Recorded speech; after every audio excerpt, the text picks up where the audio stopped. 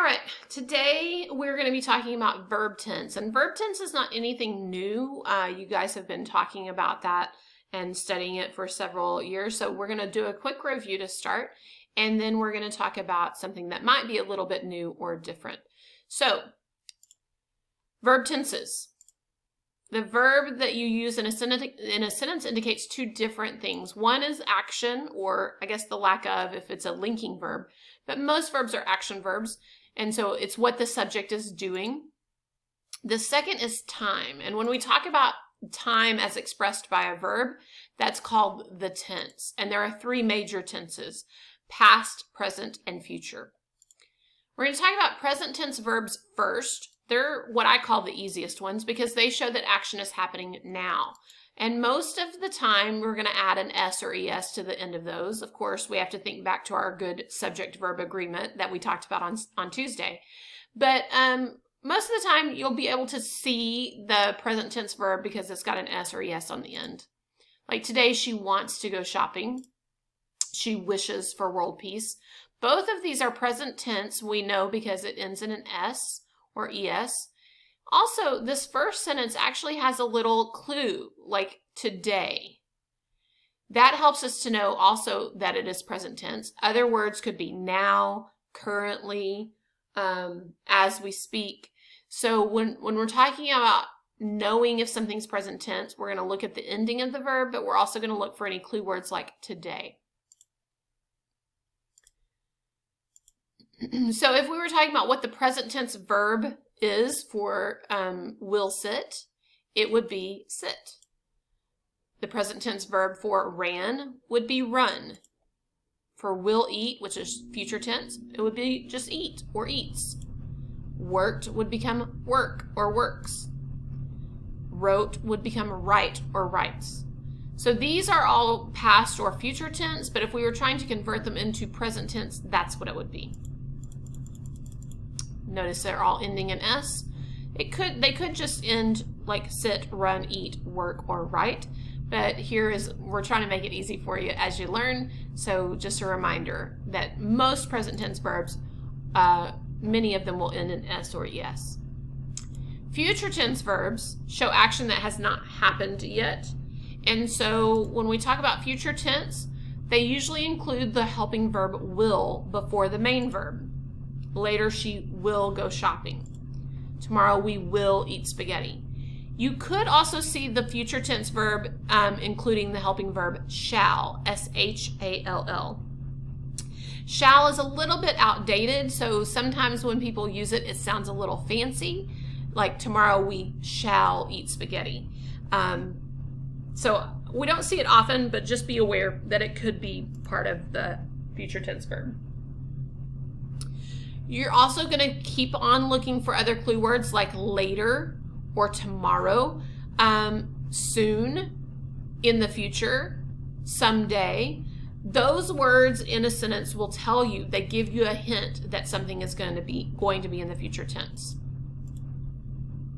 So for example, the future tense of sits becomes will sit or shall sit. Ran, the future tense is will run or shall run. Eats, will eat or shall eat. Worked, will work or shall work. Writes, will write or shall write. So the future tense, again, has that will or shall helping verb in front. And typically, you're also looking for other words that indicate that something is going to happen in the future. Past tense verbs show action that has already happened. And most of those verbs are going to end with D or ED. Like yesterday, she wanted to go shopping. They cleared the table. We do still get that clue word of yesterday, last week, before, in the past, 5 minutes ago. Sometimes the author will include a word or phrase that shows that this has already happened. But if you're not sure, like on they cleared the table, I know that it happened previously because the verb ends in ED. So if we were going to make a past tense verb out of laughs, it would become laughed. Jumps would become jumped. Screams would become screamed. Works would become worked. Washes becomes washed. So when we are looking at that, notice how we added D or ED to the end of all of them, and now we have a past tense verb. However, this is when English sometimes really stinks. It doesn't make sense. It doesn't follow the rules. Those are all called irregular verbs because all we do is change the ending to D or ED, and we're good. We add will or shall, we're good. Irregular verbs, though, because we have to have something that doesn't follow the rules, irregular verbs change the whole spelling when you make them past tense.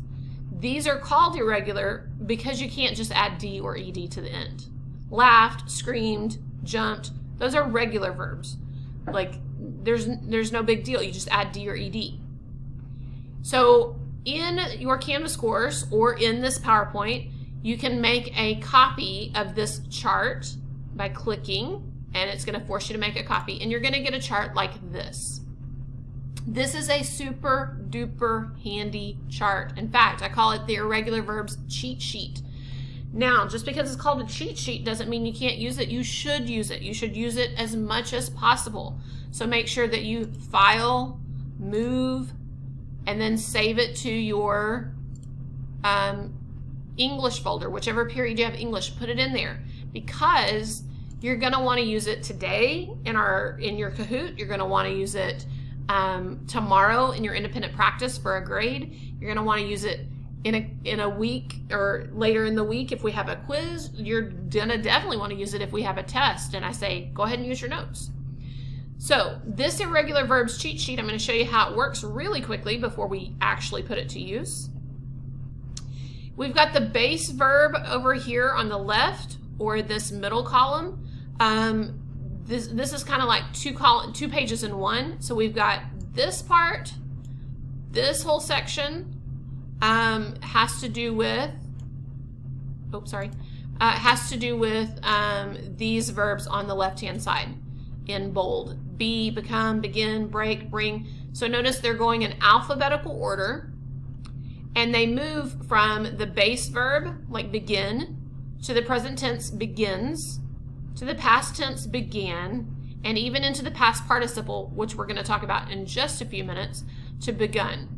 So these are the words that, like I said, on begin becomes began instead of beginned. It becomes began. Instead of I break something he breaks something today, he broke it yesterday. She brings a pie to school, she brought a pie to school yesterday. It changes the whole spelling, not just adding a D or ED to the end. So let's take a quick look back at our slideshow. So here's some examples of irregular verbs. One more time. Runs becomes ran.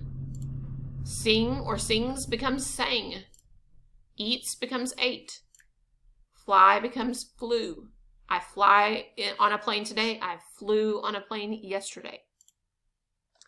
Remember, irregular verbs change the spelling. So builds, if I look up here, builds becomes built. Buy becomes bought. Catches becomes caught. Forget, I forget today, I forgot yesterday. I win today, I won yesterday. So even these, still not terribly difficult. We have used most of these in our spoken language probably since we were little kids. So they shouldn't be too awfully difficult. But this is a concept that might be new to you, and that's the past participle. And this is a form of a past tense verb. It's not a different tense. It's just a form of a past tense verb. And it usually has a word like have, has, or had in front of it in a sentence. So just like future tense verbs have will or shall in front, past participles have, has, or had in front of it. And they indicate something that has happened in the past, but not at a specific time. I had eaten 3 burgers by the time my dad ate 1. Had eaten. Notice that clue word had. And if I look up eat on my chart, my handy dandy cheat sheet, I see that eats is present, ate is past, and have, has, or had eaten is the past participle. This column is the past participle column. This column is the past participle column for these verbs. Okay? Or he has become a real problem lately. I will tell you, as for 7th graders, past participle tends to be the most difficult because we are not used to hearing it correctly. Just like any other language, English, when spoken, is not typically as grammatically correct as when we write it. When we write things, we have time to think about them. We have time to go look for the right answer if we're unsure. But when we speak, we're speaking without sometimes thinking through what we're going to speak first. So you may have been hearing it the wrong way all your life. And as we proceed through the next slide, and then even if you join in the Kahoot game later, you're going to see like, oh, that sounds really weird. And it's because we don't hear it often enough. So let's think about know. If I look at my handy dandy chart and I look it up, know, present tense is knows, past tense is knew, but the past participle is had known. Had known right here. Okay? Hides. Hides, if I look on my handy dandy chart, hides becomes hid for the past tense. I hide today, I hid yesterday, I have hidden in that spot every day. So hidden is our past participle. Throws, if I look it up, throw is over here. Throws is present. Past is through. Have, has, or had. Thrown is the past participle. Lose. Lose. Oh, it's up at the top. So lose becomes loses. Lost yesterday. I lose today. I lost yesterday. I have lost before. So in this case, the past and the past participle are the same because of course they are. Why wouldn't English be more difficult? Okay. And begin. This one's really going to throw some of you. Begin or begins is the present. Began is the past. The past participle is have, has, or had begun. And a lot of us are not used to hearing that word begun. And we only use it when we're using have, has, or had in front of it. But this is one that even I have to stop and think. I who have taught English for 21 years, I still, when I type it or I write it, I have to think, is it had began or is it had begun? So this handy dandy cheat sheet is not just for 7th grade students. I have it on my computer. Sometimes I go find it just to make sure I'm writing something or saying something the correct way. So again, one last time, 3 different forms of verbs, 3 different tenses of verbs, past, present, and future. Some verbs are irregular where we have to change the spelling in order to change the tense, typically the past tense. We also have what are called past participles. So when we go back to past participles, those are the ones that change completely in that last column on your cheat sheet. If you have made copies of those and you've listened to this video, you can go and play a Kahoot to check your skills. In the Kahoot, you might want to have your cheat sheet available so that you can answer the questions correctly. This is not for a grade, but tomorrow you will have an assignment that is for a grade, and so I would have this cheat sheet available and handy on tomorrow's assignment as well. If you have questions, please make sure to send me an email or drop into my Zoom so that I can help you understand and clarify anything you might not be sure about. Thanks. Have a great day.